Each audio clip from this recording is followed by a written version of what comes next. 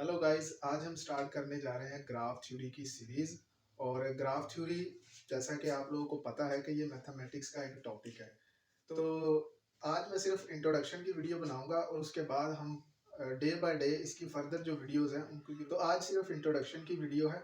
तो सबसे पहला क्वेश्चन, जब भी हम लोग ग्राफ थ्योरी के बारे में देखते हैं तो हम ये समझते हैं कि शायद ग्राफ थ्योरी जो है ये ग्राफ्स के बारे में है, और ये ग्राफ्स वही ग्राफ हैं जो हम लोग पहले से पढ़ते आए हैं।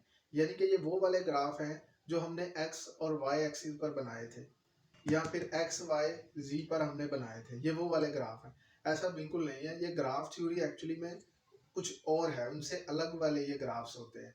ठीक है, तो यहाँ पर मैंने उसकी डेफिनेशन भी लिखी है, मैं आपको बताता हूँ। तो ग्राफ थ्योरी है क्या? ग्राफ थ्योरी एक्चुअली में डिस्क्रीट मैथमेटिक्स है, उसकी एक छोटी सी एक सब ब्रांच है, या कह लें उसका एक टॉपिक है। ठीक है, और ग्राफ थ्योरी में ग्राफ होता क्या है? Graphs are mathematical structures which consist of set of vertices and edges. तो यहाँ पर ग्राफ से मुराद एक ऐसी शेप है जिसके अंदर वर्टिसेस और एजेस होंगे। ठीक है, और उसके बाद इसका जो रिप्रेजेंटेशन होती है वो इस तरह से होती है। जी हम कहते हैं ग्राफ को, और उसमें एक सेट होता है वर्टिसेस का और एक सेट होता है एजेस का। तो इस तरह से हम लोग ग्राफ को रिप्रेजेंट करते हैं। उसके बाद ये मैंने ग्राफ बनाया आपके लिए, ये देखे, इसमें हमारे पास जो कॉर्नर है वो हमारे पास वर्टिसेस कहलाते हैं। ठीक है, इनको मैंने वी से रिप्रेजेंट किया।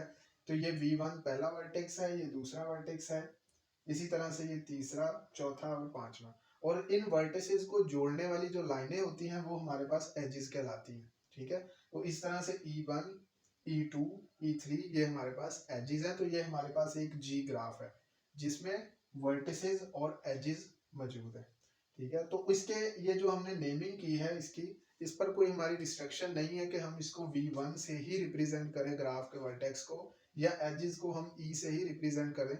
ये हमारी अपनी चॉइस है, हम कोई भी सिंबल लेकर वर्टिसेस और एजेस को रिप्रेजेंट कर सकते हैं। लेकिन इसमें ये बात याद रखनी है, ऐसा नहीं होना चाहिए कि आप लोग वर्टिसेस और एजेस के सिंबल को मिक्स कर दें।